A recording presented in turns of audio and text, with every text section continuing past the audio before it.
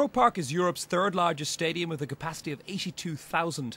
Oozing in sporting as well as political history, it's the pride and joy of the GAA, an amateur organisation which still doesn't pay its top players anything. But unlike more glamorous and professional sports whose clubs are heavily in debt, the GAA made a profit last year of £17 million. We just look after our association extremely well.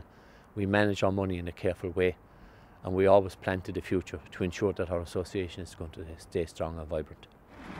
But the GAA's coffers have been swollen by tens of millions of pounds because it has recently played host to all major football and rugby international matches, while their home, Lansdowne Road, is being redeveloped. To understand, though, how the GAA has survived and thrived as an amateur game, you need to come to rural Ireland. The village of Kiltegan, for example, population 75, pubs 2, sources of community cohesion only 1. Male or female, as soon as they can walk, they are taught to play hurling or Gaelic football. But will the voluntary ethic of Gaelic sports survive amid Ireland's deepest economic downturn? The recession has brought us back down to earth, you know. It's reinvigorated community initiatives, it's reinvigorated the GAA. You know, people are more willing to put their time into it. It's not about money. I think the Irish people forgot what it was like to be Irish and be themselves. People got caught up in money.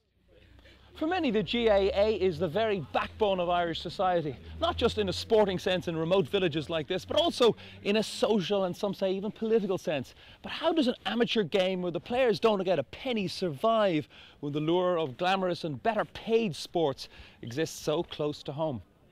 There would be a view that in terms of what has gone on in the last 10-15 years, allowing players have endorsements and everything else, that the Gaelic games are simply going the same way that every other sport went on the road to professionalism. Once you set out on that road, you can't really turn off it at any stage. So far they've held the line, but it's impossible to see down the road. The Gaelic Athletic Association has seen wars of independence, civil strife, multiple recessions and a Celtic Tiger boom. Yet it has remained true to its amateur ethos in the face of growing professionalism. Whether it can hold fast in the coming decades remains unclear. Joe Lynam, BBC News, Kiltegan in Ireland.